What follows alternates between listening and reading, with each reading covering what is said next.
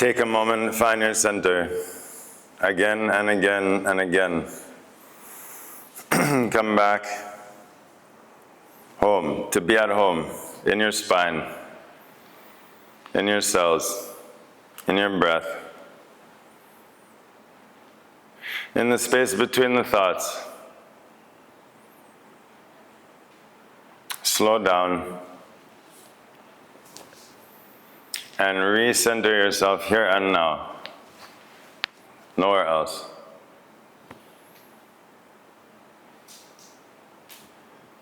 We begin chanting Om together one time. Inhale deeply.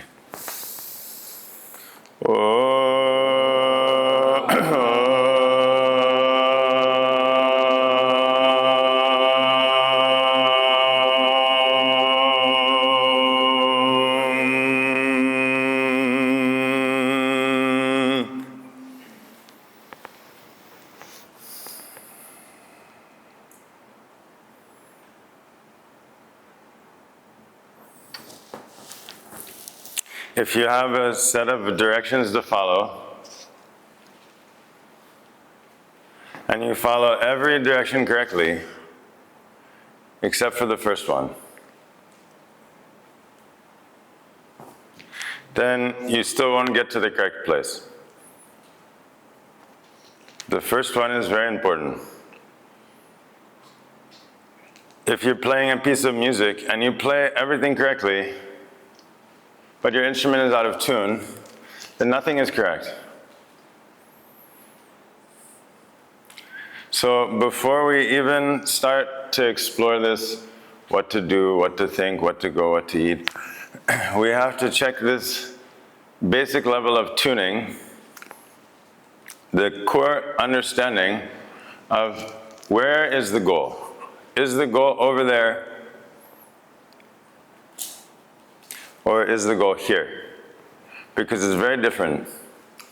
Very different the orientation, very different the way of thinking, very different everything. The rhythm, the focus is very different if life is over there or if life is here.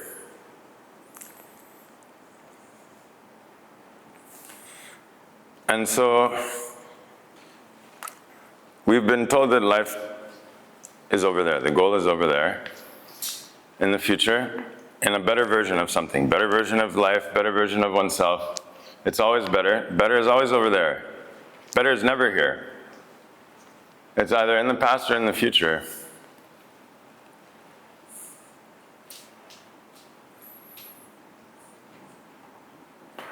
And so, this is why we recommend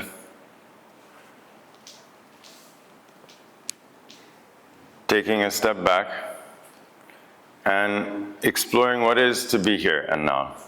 Because in truth, we can only laugh here and now. We can smile here and now, but not in the future, not in the past. And so, as we shift our attention from somewhere else to here and now, we make many beautiful discoveries. And we can shift the rhythm, shift the underlying rhythm.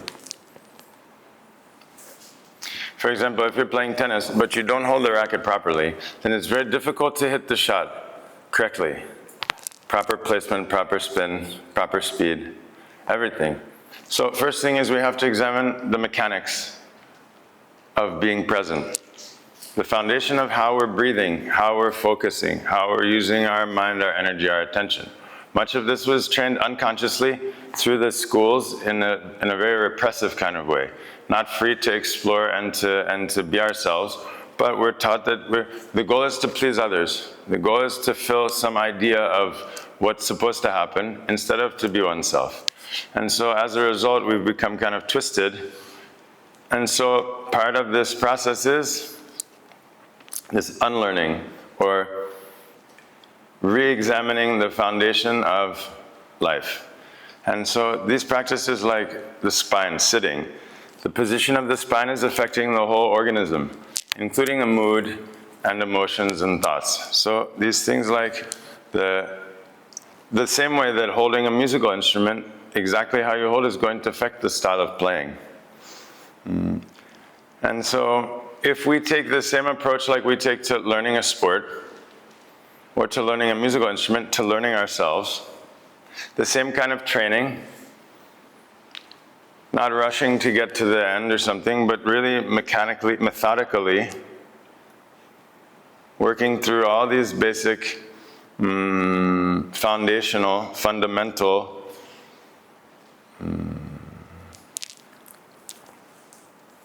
aspects of life, parts of existence, and we can establish a very strong foundation, then automatically all of the other layers will become smooth and cohesive. Like when you train in the sport, then in the game, it's just flowing. It's not through intense effort and thinking and overthinking, but there's an effortless mastery, what we call effortless mastery, where it becomes spontaneous, second nature. And so what we're trying to do is to train ourselves to be present, to be in this state of aliveness, to be in a state of connection and listening as a foundation, the same way that they do with the sports, with the music, through repetitive training. And if you take time each day to train your breath, your spine, your senses, your attention and awareness, if you take a little time each day to clean your body, your heart, your mind, if you take a little time each day to challenge yourself physically, emotionally, mentally, then you become much stronger, much more stable, much more grounded, much more at home within yourself. The practice itself is an act of love. Just to spend the time for yourself, with yourself, that itself is love. It's not about saying nice things, it's about giving your attention, giving importance. And so, every day we take a shower, every day you brush your teeth, every day someone washes your clothes, you put on new clothes. So, every day we can clean our bodies, hearts, and minds, and then see, right? See if it affects your daily life. The same, if you didn't brush your teeth ever, or take a shower, or wash your clothes, it would probably have a negative effect on your daily life. You would not feel very fresh, very alive. Okay? Eventually you might get used to it. You probably get used to it and forget about it. In the same way, we've gotten used to it and being in this state emotionally, mentally, just of complete chaos and dirty and turmoil and full of trash. Like we're living in a house full of trash. Like the hoarders, where they have piles and piles of garbage and trash everywhere. But our mind, and we laugh at that, like in the house, why would you do that? But our mind is just like this. Our heart is just like this.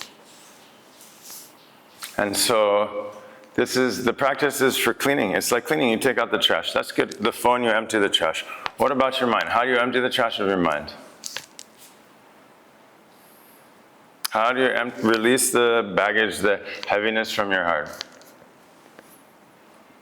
How do you clean the blockage from your nervous system, from your blood, from your organs? If there's importance, we can do it. If there's meaning to do that, if we ought to do that, it can be done. But if we ignore it, if we neglect it, then what's the result? We have to examine and see if it's possible. Right? We know you can clean your clothes.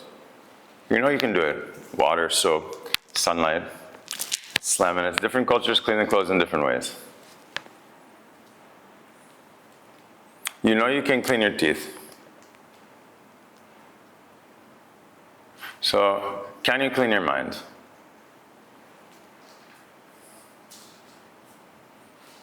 And if so, then should we do it? We should do it. At least we can try and see. If there's a positive effect, then that would be a miracle. I put that in the category of miracles. To be unstuck, to be alive, to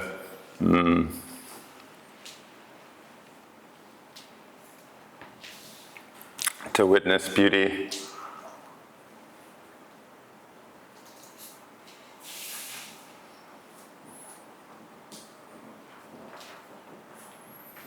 So the practice is like basic hygiene.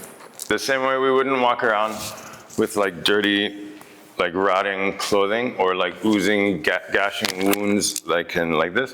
But we're doing it with our minds and our hearts. And pretend like, oh, no one can see, it's fine. On the surface, we put things very nice. But inside, it's like rotting.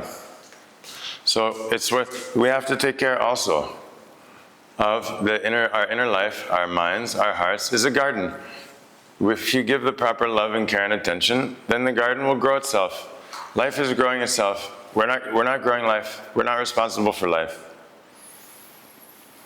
You're not responsible for your heartbeat, your body, your organs, your hormones, your anything. So we want to create the good conditions for life to flourish. So we have to clean your body, clean your heart, clean your mind every day. It only takes a few minutes. The recommendation we're giving is 2%. You dedicate 2% of your life, of your day, of your time, of your energy. Invest back into yourself. 30 minutes. This is the basic. If you want to become like a teacher, yoga teacher, you want to go on the path intensely, then it should be minimum 20%, 20 to 50%, 12 hours. I mean, there's 24 hours in a day. So you have 6 of them sleeping. If you're hardcore intense on the path, then 6 to 7 maximum for sleeping, which leaves, 17 hours. So the scientist is only working a few hours a day, maybe 10 hours, but the yogi is 24 hours a day. Completely different, because it's not about any kind of,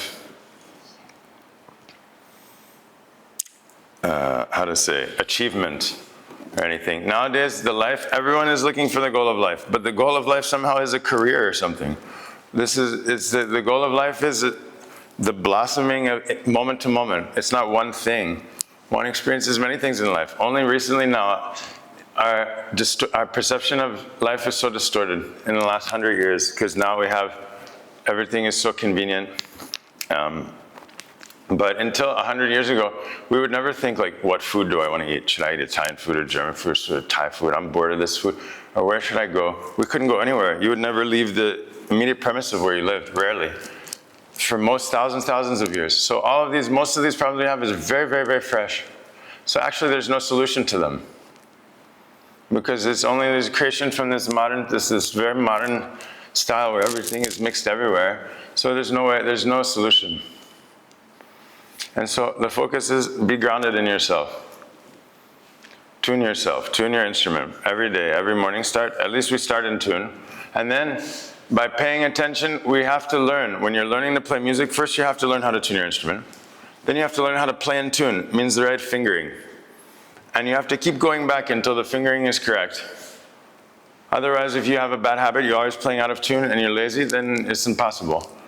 But then you have to learn to recognize when you're in tune and out of tune. So one thing is to play in tune, but then you have to recognize. And so this is most important. Then throughout the day, we can get the habit of coming back into tune. And then more and more, it starts where automatically you're in tune. In tune means not in the past or the future, but connected in your body, in your breath, in your heart, in your mind, and in the rhythm of life around you.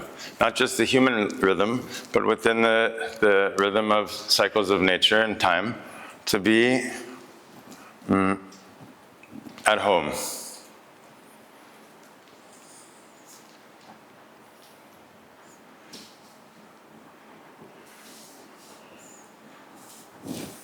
And so if you practice each day, a little bit each day, a few minutes each day,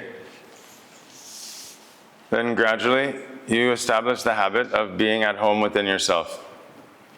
This is really one of the best thing we could do. Because if we're not at home, then we're always making ourselves not enough. And if the goal is only in the future, even if the goal is in the future, even if the goal is achieving this and that and to become something else, somewhere else, still, this moment is enough. It doesn't make us not good enough and so on. So this habit of not enough. This moment is not enough. I am not enough. Then by making this moment wrong, it's very difficult to be present. And so this is why we stress the importance of shifting from over there to here. The purpose of life is not over there. The purpose of life is here, in this moment. I'm fulfilling my purpose. I'm living my purpose. A purpose is not one thing. It's not like a multiple choice question. Purpose is infinite.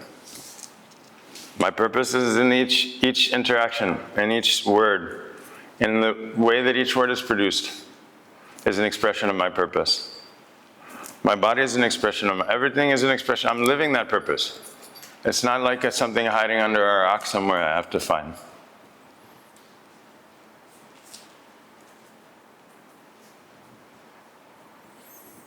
So we have some questions. Really, there's no answer. There's never an answer. But beneath the question is a silence. In between the words is a silence. All we need to do is find a way back to that silence, that peace. That's the purpose of this. The Dharma is not for answering questions, like, oh, now I have the answer. Then more questions. The questions never end. But in between the questions and underneath the question is a depth of silence. If you can touch into that depth of silence, then the answers will awaken from within your heart. Why in some practices, like Buddhism, they want to end suffer, are very focused on suffering.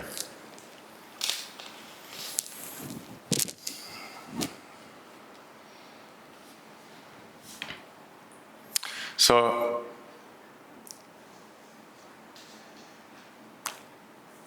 these traditions, we can't call this religion. These aren't religions. Religion's something else. Religion happened after, when they made a rules and structure and the ism and all this kind of thing, and belong and don't belong. But these like the Buddha, the yogis, in a very scientific, methodical way, were exploring, examining existence from every perspective. Means like psychology, physics, algebra, geometry, from every angle, astronomy and cellular microbiology, all these things. They were exploring and examining existence from every angle, and they were creating maps maps for different purposes. And so the suffering is life itself is a suffering, right? The individual is, every moment we're suffering. Suffering means we have an expectation we can't get it, or something happens we don't like. We often think of suffering in English translation as like a very serious, hardcore thing. But actually suffering is just this idea that I'm not good enough. Every moment I feel I'm not good enough, I'm hard to myself, this is suffering. Suffering, the idea that the goal is over there, I can't get there, I'm trying so hard and I can't make it, no matter how good, this is suffering. Suffering is that, I don't feel at home, I don't feel loved, this is needing attention of others is suffering. Everything is suffering. Physically, the body is suffering, hunger is suffering. My body's aching, pain, suffering, everything. Suffering, worrying about the future, suffering. Everything is suffering. Every moment we're suffering. We define ourselves by suffering. All the time we're complaining. Why are we complaining? Because of suffering. So life is a suffering. Physical, emotional, mental, all this. Suffering is not the problem. Suffering is a growth. Suffering is a tension that exists because of growth. Like the egg is breaking, the body's growing is suffering. So we have to understand suffering. Suffering is grace. Suffering is what allows us to, it's like a messenger that's awakening us from something to something else. But suffering is the way. Suffering is the path. If we think, oh, it's wrong, I don't feel good, I'm uncomfortable. No, we avoid it. So our whole life is avoiding. Our whole life is avoiding suffering. By trying to get what we want and avoid what we don't want. That's the main thing. Everything, our whole mind, everything is interpreted by what we like and don't like. And then what I don't like, I want to avoid. What I like, I want more of. This is control. So then we have control based on the suffering. Everything, our whole personality, our whole existence is based on suffering. When we're babies, we cry, we're hungry, and then we get what we want. I say, okay, I understand. I do this, I get what I want. I don't want, I do like this. And the whole personality is based on this model. And so we have to find, the teachings are to find a way out of that pattern. Or if it works, then continue. That's the thing, they're never forcing anyone, do whatever you want. Please, everyone have complete freedom over your life, every moment. Who wants to control anyone? But these are maps we have to consider. If it's false, so be it.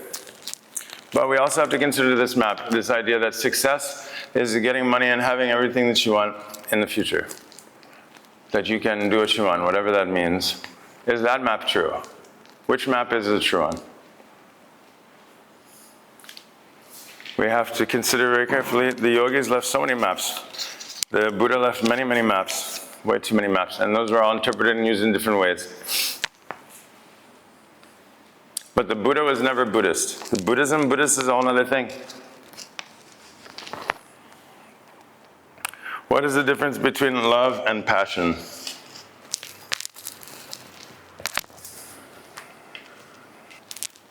So what is love? So the sun shining is love, the river flowing is love, the gravity holding every object in its place, this force is also love, the electromagnetic field is love, the seed sprouting is love, the fruit ripening is love.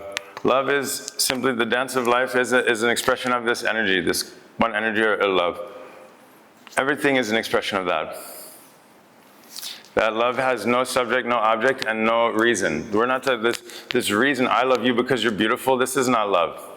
This is a kind of desire. This is a desire control thing.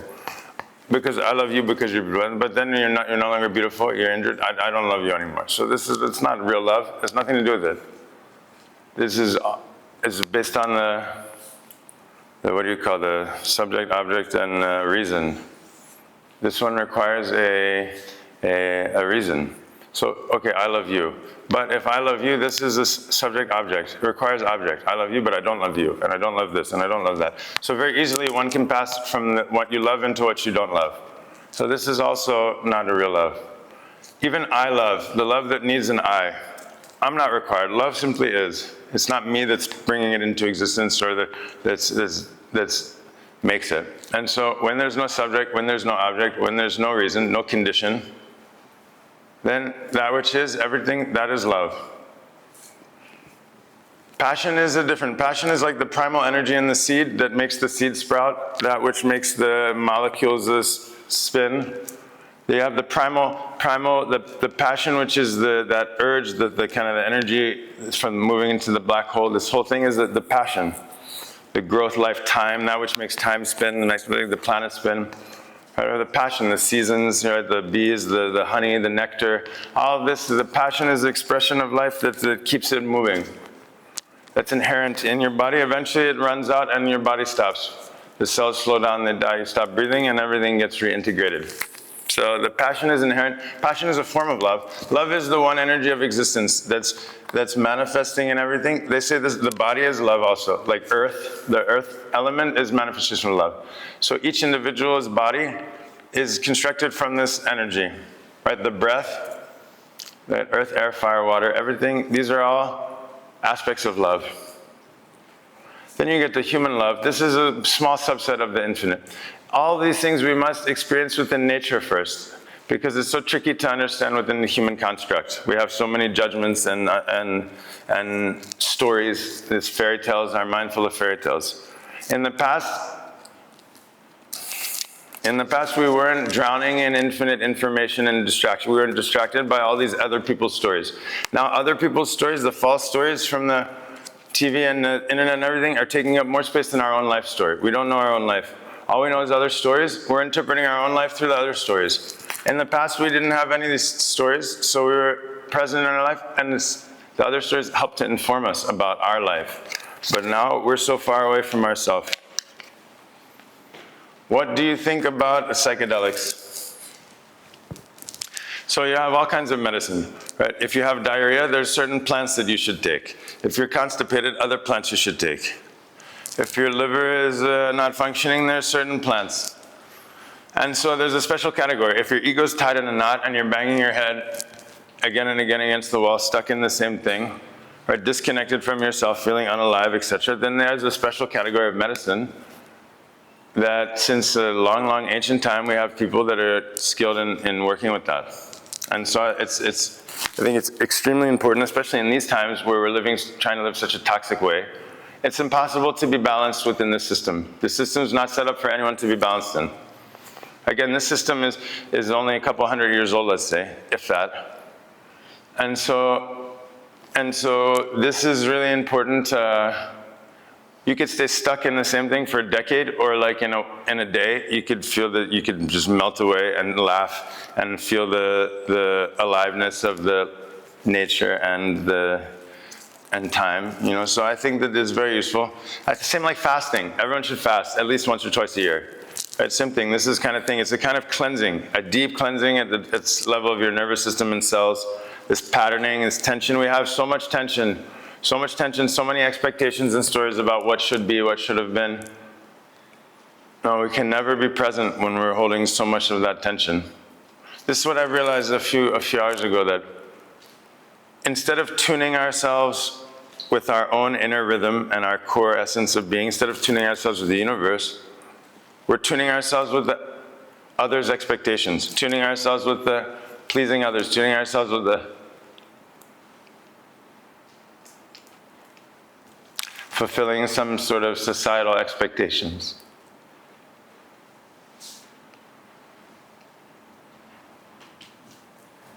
So there's always a tuning, but the question is, what are we tuning ourselves with?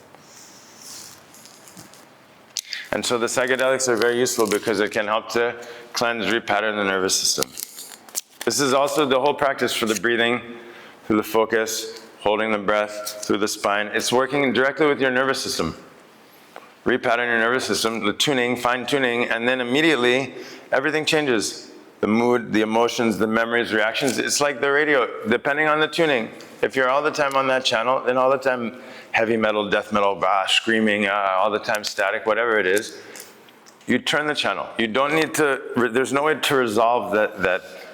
There's no way you fix the past or the future or anything. But you change the channel and immediately completely different frequency. Everything changes. Everything, all the channels are here right now. So the question is, what are you tuning with? Everything is here right now. The whole universe of everything possibility is right now. So, how are you tuning?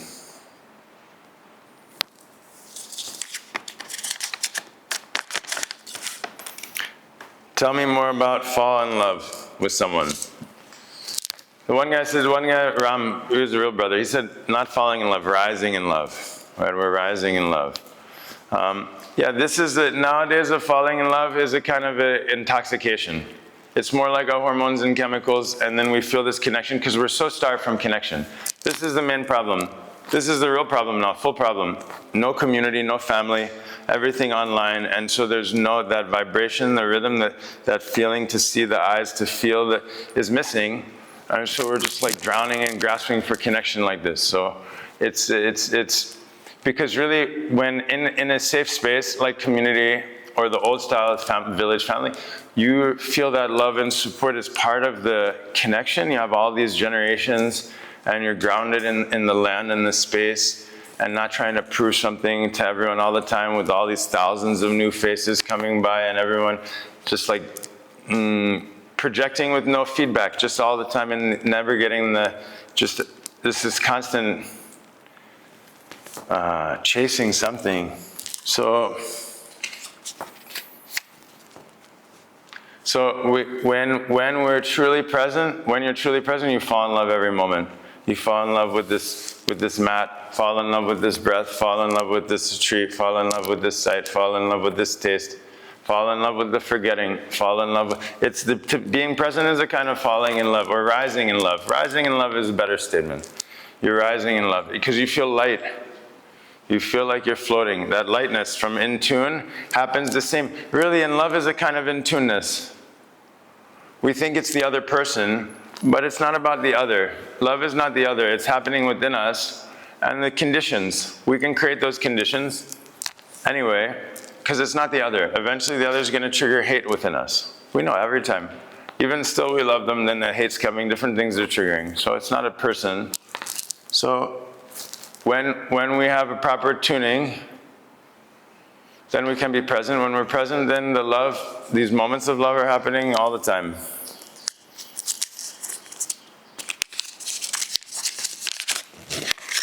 How can we use the forest medicines to be more conscious.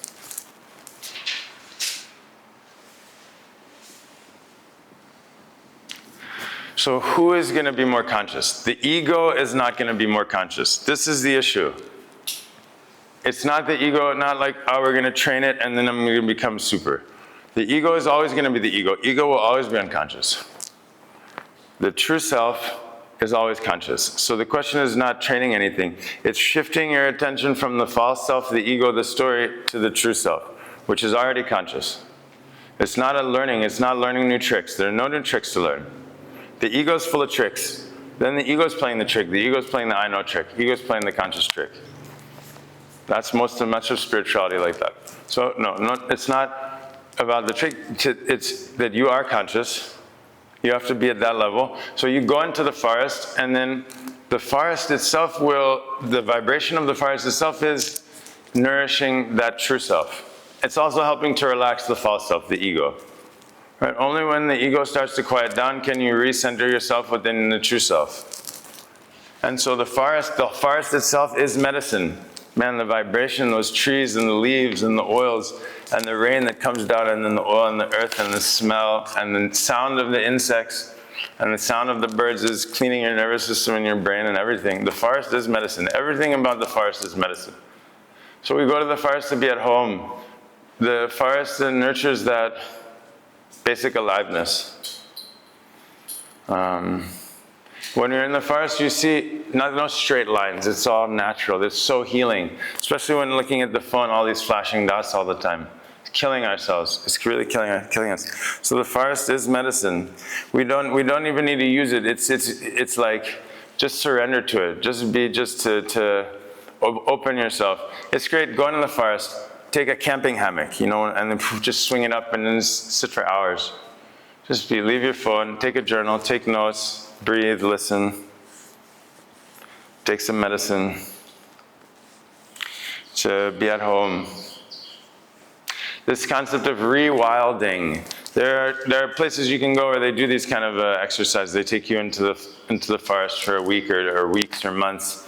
And you have to really get back into this primal state. It's so useful. It's so useful. We're so controlled and contrived. Our movements and stuff, our facial, we're just so repressing so much of this primal aliveness. So dance is essential too. Dance is essential for waking the primal life, but we need to go and get dirty. Now we have this idea that the humans were so good and so smart and life is so stupid and dirty. And it's completely ridiculous. So we have to go and be stupid and dirty.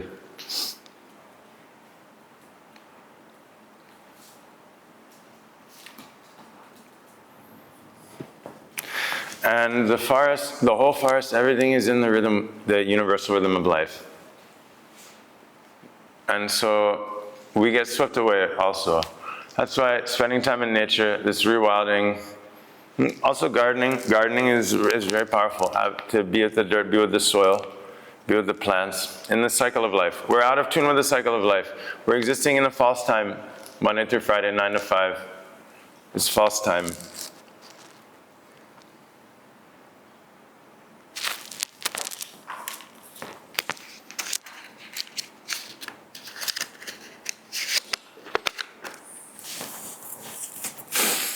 How can we find God in sex?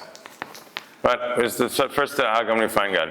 First, we have to know what he looks like, right? What's his beard look like? Where is he sitting? No, I'm kidding. This is the first we have to understand. God is not a person. God is not a person sitting somewhere judging us. God is the fabric of existence. God is every cell and molecule and atom. God is the field on which all this is projected. God is all the elements. God is time. God is space. God is everything. God is everything is God. So actually it's not a looking for, because everything is an expression of that one thing. Everything is an expression of that energy. Not some guy sitting somewhere judging us. I mean, that's ridiculous. And God is existence itself, the fabric of existence, the field, everything that occurs within existence, all the sounds, all the shapes, all the objects, and the field on which those sounds, shapes, and objects are playing. The manifest and the unmanifest, all of this is only that. To call it God, almost like maybe the word, maybe we don't need the words, whatever that is expressing itself in everything. In the trees, in the river, in the forest, in the blood, everything is expression of that. So, first, can we tune in with that? How can you tune in with that? First, go into nature is best, away from humans. Difficult to see in other people. Easier we can see it in the trees, in the forest, in the ocean, in the mountain. So first, train yourself to see that. Seeing that is not, it's not like how would you be when you're in front of God?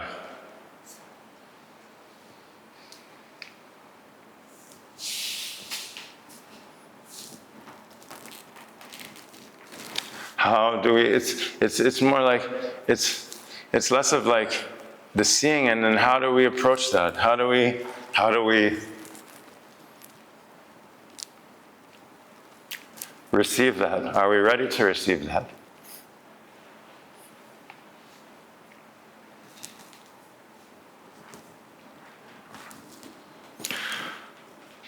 And so when there's only that, then of course it's in sex.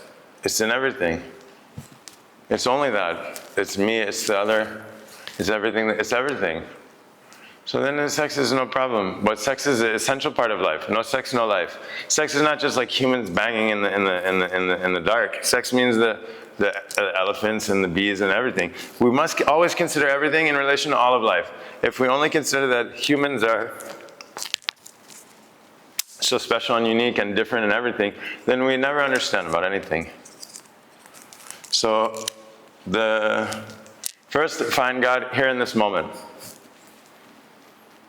Not find, to know, to be, whatever we call. And then you carry that with you in everything. There's a great book by Osho, Sex and Superconsciousness. He wrote it in the 70s. It was very radical to say that at that time. Osho was always very radical. Tell me more about love. I already talked about that. But love is not the word or concept. Love is not the word love. When you're really feeling love, you never think the word love. No, the love doesn't know itself. Like the sugar doesn't know its sweetness. Like the fish doesn't know the ocean. When you're in this state of love, this connection, you're not thinking about yourself. In love, there's no I. So when you lose yourself in the moment, then everything is an expression of that. So we need to live it. We need to live it. We don't need to talk about it. We must, what is it? It's not a rule, it's a vibration. It's a vibration, it's this openness and expansiveness. So we have to learn how to feel it. But we can't control it. Mind is only control. What's all control? Our mind is all control trip. So love is the opposite. It can't be controlled. Love is freedom.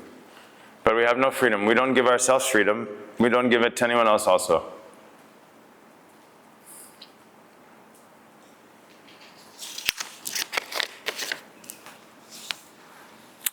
What is the sage or philosopher that had a big impact in your life, and why?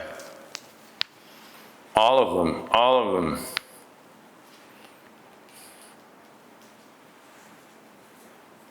The sage is like a mother. The sage is like the guide. Imagine you're lost in the forest, in the jungle, and you have no idea where you are. And you don't have a map, and there's no one around.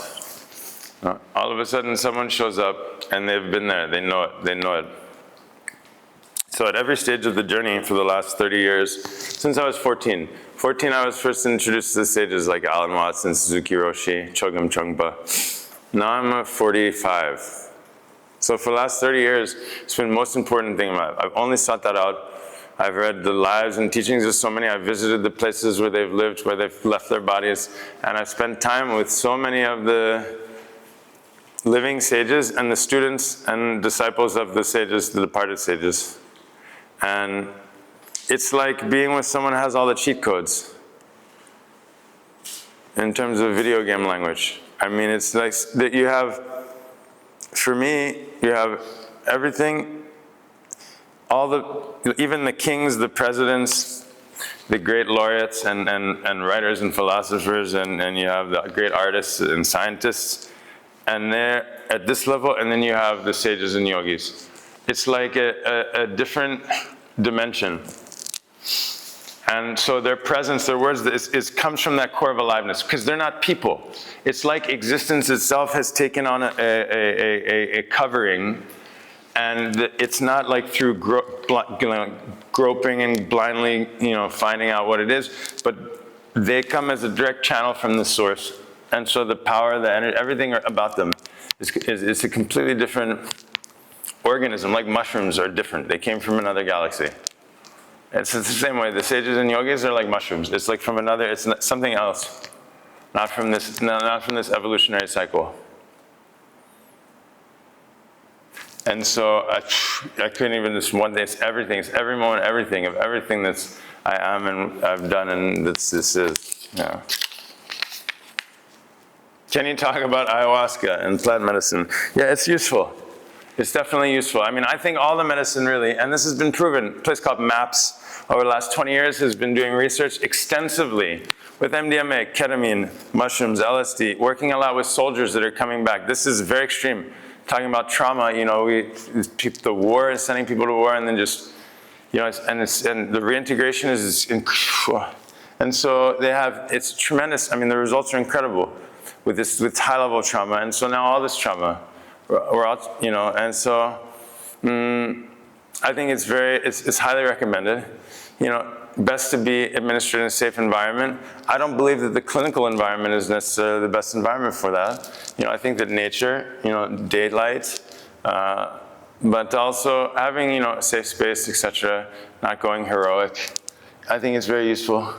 Ayahuasca for these ceremonies is best to be done if possible with, someone who has grown up and been steeped in the tradition for decades or generations or whatever. It's a little bit like Ayurveda, and now you have people doing like a 1-month Ayurveda course, and all of a sudden they're talking about Ayurveda, and so to work with the medicine, to master it yourself, and to work with the medicine and the subtle planes, and to know that language and to do that with integrity is no joke. It's no joke. It's not like you reinvent yourself in the middle, and then all of a sudden, So for me, I don't know. I'm more strict about those things. For me, also lineage and tradition within yoga is something that's I take very seriously. And so there's a lot of great people out there. Places in Peru, places in places where people give them the medicine. But it's not just about the medicine. I think this is an important understanding. It's not like give me the medicine. It's the whole dieta. It's the whole process. There's a preparation. And then a purification and integration. We have preparation, purification, integration. Without all three of these, we need this in everything that we do. So of course, but it's going to be good. I think it'll be good. Also darkness. This is another thing that's very powerful. I've been trying to get this on for over a decade and unsuccessful, but you can go to a place where they have darkness retreats, where you go into the pitch black darkness, not a pinprick of light.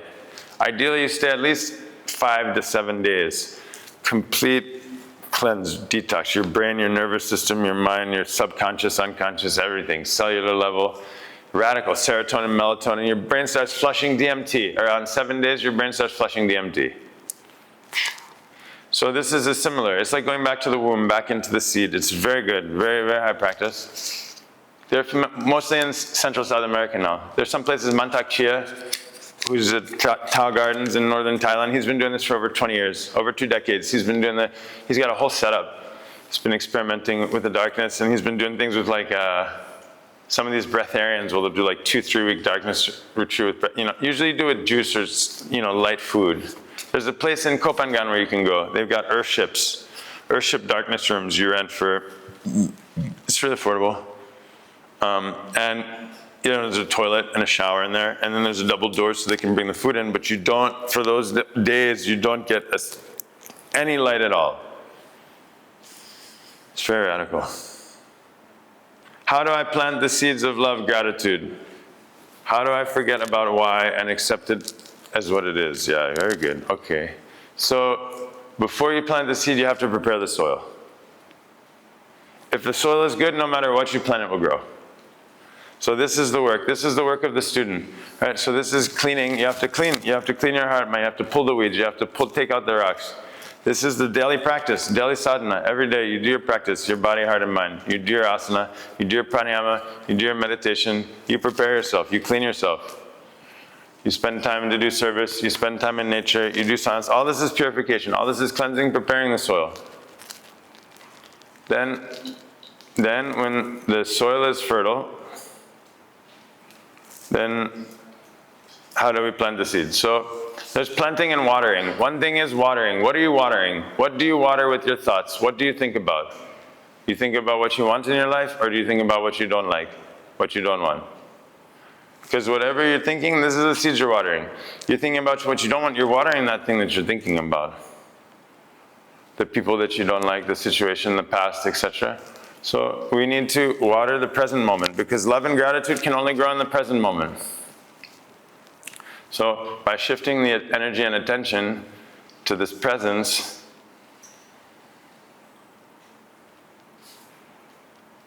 and present there's no why. How do I forget about why?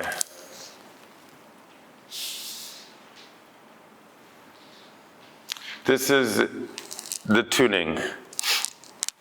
When you become in tune, then you become very quiet. When you're very quiet, you can see more clearly. Everything is in its place. It's not about me. The problem is it's not my why. Why is not about me. The universe is not about me. Everything. Everything's happening at once. And so when we can step back from the me, like I'm on the center stage and everything has its meaning in relationship to me, right? Then we can understand the why is it's beyond me. How am I to control the universe? Who am I to control it? Right? Otherwise, we're in a constant control trip. So the why is not mine. How could I understand the why of everything at once? How can we possibly understand that why? There is no why. So we have to examine that which is until we understand that it couldn't be us, it couldn't be any other way. Everything, what they're saying is that it's not a bunch of separate things happening. One thing is happening. This whole thing, not just this planet, but all the things is just happening. Everything is happening at once. It's one entity. It's one pool that keeps morphing. It's not a bunch of separate individual pieces that are interacting and affecting one another. There's one thing. The same way your body is one thing that's happening. Your body is one body, is one thing. But there's all these separate things. So many separate things. Infinite things happening in your body every moment. But there's one thing happening.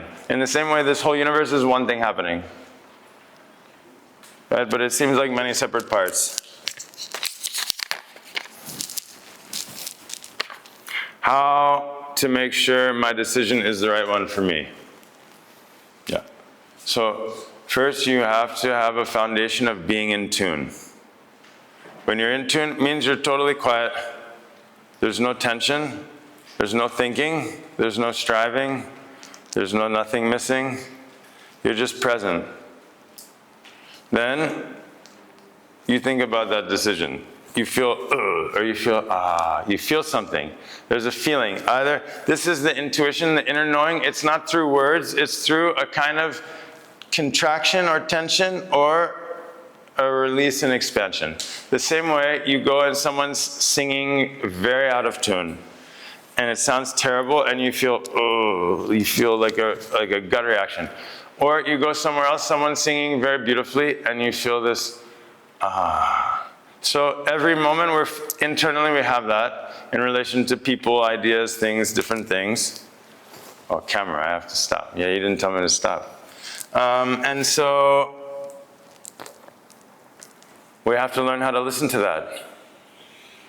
Generally, we want to understand if it's the right decision by thinking in circles, weighing the pros and cons, back and forth, etc. But that won't work. That just creates more stress and tension. Right? Instead, forget it, drop everything, and then be quiet. No, make that freedom in yourself. When we're trying so hard, we become so tight and tense and it's so much like squeezing. So release all of that. Relax your body, your shoulders, your heart. Relax your belly, your mind, your brain. Everything. Be quiet, be smooth. Then look at this situation, whatever it is, and you see some feeling, so you have some inner knowing. Then you go with that. If there's nothing, then it's not ready yet. Then you have to wait. You can't force something. You can never force it. Sometimes you're supposed to wait. You need to learn the signal of it's not ready yet. I don't know. It's not ready yet. But you can't force it. We're always forcing and pushing and like that. And our ideas, our pros and cons are always based on other people's expectations and pleasing other people and society. So that's the difference. That's the tuning with the others or tuning with yourself. That's why it never works. We can never think our way there. Because our mind is so distorted, distracted by by the thoughts of other people. And so that inner knowing comes from a kind of expansion or a contraction. And this is what they're saying also of Vipassana. Every moment, every thought, every word, every idea is accompanied by like or dislike. That like or dislike is experienced as a subtle micro contraction or expansion in your body, in your nervous system. So through this tuning that we're doing, when I'm talking tuning, combing through your nervous system, it's at this level. And you become very smooth, and then it loses that power, so you're no longer in this constant contraction, but you're like a smooth. Okay, a few more questions. How to listen to my intuition? Yes. See, it's the same. That's the perfect. First we have to be quiet. Very quiet. And no expectation, nothing. Don't think anything. You have to learn to get into that state. That's the state I mean when I say sit up, close your eyes, find your breath. You can't be like all this and be quiet. It's really, there's a connectedness and aliveness that's in your body also. It's not separate from your body and your nervous system and your spine. It's in your breath. It's in your hormones and cells and mind. Otherwise, we can't just stumble our way into it, into that aliveness and connection. It's a training. There's a mechanics. There's an art. And there's a way to play the sport. You have a certain way to run, to pivot, to turn, to pass, to look. There's a subtlety. In the same way, to be present, there's a subtlety, and it's in your spine. It's in your shoulders. You can't be like this all the time and be present. You know, everything is connected. So you have to train the aliveness in your spine. You have to train your breath. You have to train in your organs and the rhythm, your inner rhythm. This is all really important for your intuition also. It's not so we can do gymnastics and acrobatics. It's not because we're going to go fight in the war. But even to be grounded in your intuition, to be authentic, to be connected with your heart, then it requires aliveness in your spine, in your breath, a rhythm, all of these things. All these things are essential.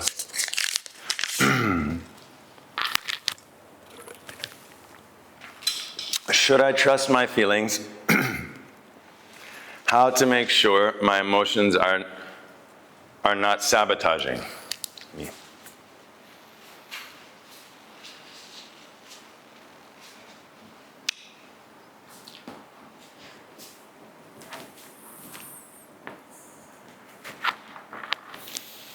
So, should we trust our feelings? Should I trust my mind? My mind is lying at least 50% of the time. My mind is full of shit. It's wrong. It's misinterpreting. It's coming to conclusions that aren't real. All the time. My mind is complaining. My mind is making trouble. My mind is bringing problems where they aren't. My mind is making the problems. There's no problems. My mind is making all the problems. This is a problem. It's my mind. A lot of our emotions, what we're calling emotions now, is also mind. It's not just feeling, it's not sensation and feeling, it's the feeling mind, and we get into some loop, depression, anxiety, whatever that is mind. Everything is mind. So we know we can't trust our minds. We should not trust our own mind. And we have to discipline and train and purify our mind. So first we have to undergo the training. Process of cleansing and training and purification. Physical body, nervous system, blood, organs, hormones, glands, cells, breath, rhythm, focus, stable, relaxed. Right? Then clean your mind, clean your heart. At first it's not clear, everything is mixed, everything's polluted. All these things are rotting, like this old rotting things from before. We can't make, it's not clear. So we have to get big clean, big clean. Then when you can be quiet, when your nervous system is relaxed, then you can see clearly. Like I'm saying these things to listen to that subtle. But when everything's all jumbled and knots, it's impossible. What can we trust? So first we need the cleansing, the cleaning, the quiet to establish those deep roots. And like your hair, you wash your hair and then comb and brush, it becomes very nice. Your nervous system, you do the same thing with your nervous system. Then you can trust. Then it will become an accurate reflection.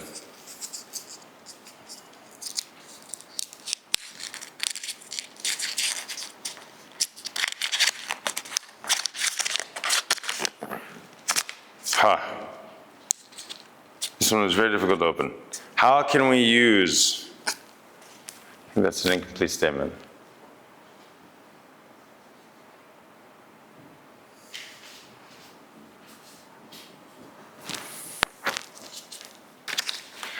Yeah, better than using is to be used. This is the surrender, like breathing and being breathed. Right? To be breathed by life, to be danced by life. Right? Life is, it's the difference between control and surrender.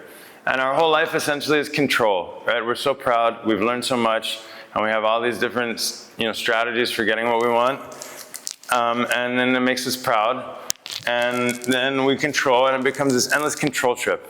Right? We're controlling ourselves, we're controlling others, we're controlling time, we're controlling our mind, we're controlling the past, we're controlling the future. Everything is a story. It's all control. We need to control, then we feel safe. But we don't really feel safe. Actually, that's a kind of like an excuse. The control, and then we control because of the fear. So control is one paradigm, and that's essentially, we're all playing the control game. But the other trip is the surrender.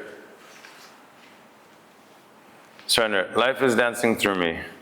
Allow life to move through me. Right. And so this is the to be used. To be, instead of using, to be used. To be of service. Instead of taking, giving. Right, like the tree. The tree is always giving. The tree has the shade, then it has the fruit, it has the medicine from the leaves and the seeds. The tree has the branches and the wood. The tree has so many benefits the tree is giving. So in the same way, we can become a source of beauty and love and goodness for the world. Instead of just what can I get, what can I take? This too is the expression of that, of love. What happens when we dance? What is the highest medicine? Yeah, so the dance like tonight, dance means to be alive. All of life is dancing. The trees, the cells, the molecules, the planets, the stars, the fires dancing, right? The rivers dancing. To dance is to be alive. Right, so this is what we mean. It's not like the cha-cha-cha or like merengue or something like that. To dance means to be free and alive, expressing the basic natural aliveness without any thought. It's not a performance. It's not a performance dance. It's a dance of aliveness, which is an expression of that creative intelligence that is inherent in everything and everyone and all. Right? And so to dance is to be natural, and children dance, animals dance. The only ones who don't dance are adults. Right? Adults, when we're cut off, no longer dancing, fixed, rigid patterns of mechanical, robotic movement. And so as a result, our nervous system, our hormone, we become stuck. Right? So to dance through the dance, which is free, right? The yoga is like, you have to do it right. Am I doing it right? Oh my God, it's not. I try to do it better. I'm not good. It's getting better, so on. right? All this, but the dance is no right and wrong. The dance comes from within, and so automatically the dance is free. It's freeing you. It's allowing you to express whatever archetypes and patterns and energies and emotions and everything. And so the dance is of a different nature. The dance is of a different nature, and when we move in this way, so many good chemicals, so many good, this aliveness, the sweat, the purging from the cells, the movements, all these different movements in the body, right? It keeps that natural aliveness. Otherwise, we become like a rickety old, the Tin Man? Yeah, the Tin Man. You know, where we can hardly, our bodies are dead. It's like a brain, a disembodied brain that's like moving through the body. We see now there's so much of this. And so the dance is the key. Then dance to be yourself, to be present, to be alive, to be real. So many beautiful things come through this exploration. It's an exploration. It's a journey. It's a discovery. It's not like it's not a performance. Last one.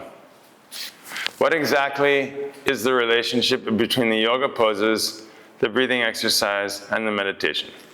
How do these help one another? Yeah, good question. So we're saying that the core foundation of the tuning is the asana pranayama. Meditation means movement, breath, and stillness. Right? Now, the movement, actually these three are inseparable.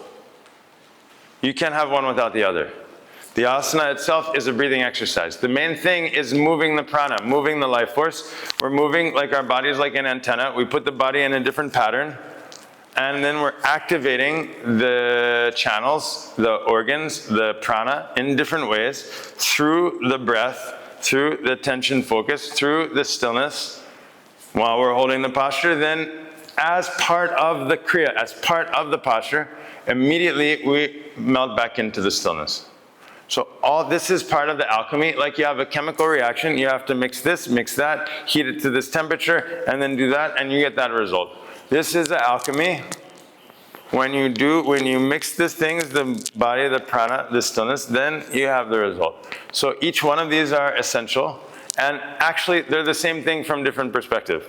So the asana is the breath, is the stillness. The breathing exercise, more subtle, is the breath, is the asana.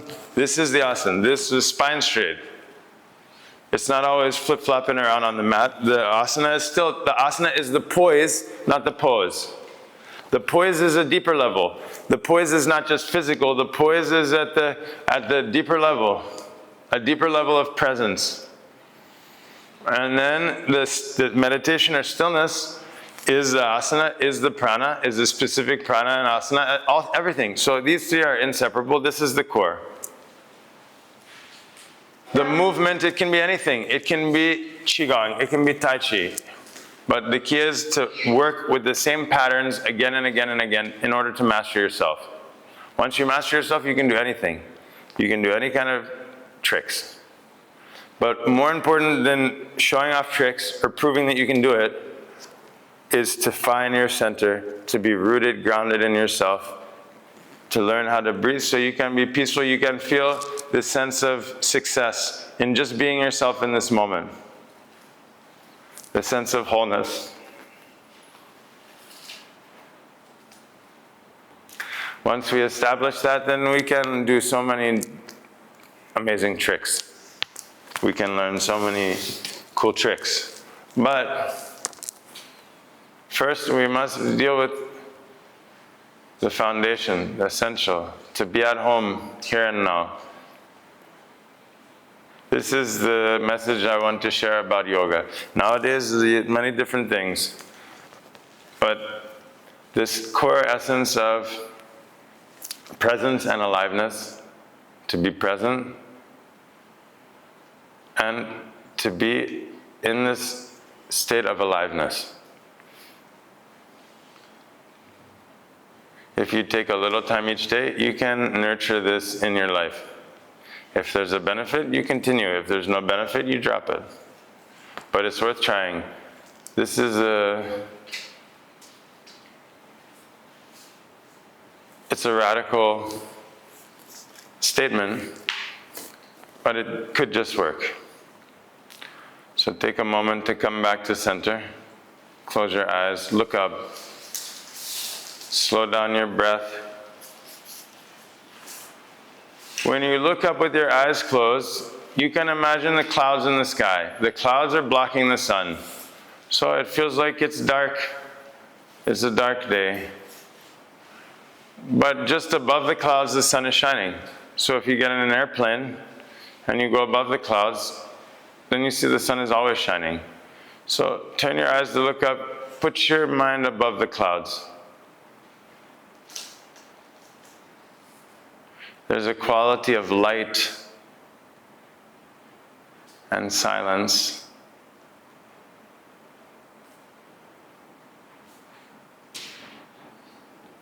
Breathe slowly for no reason.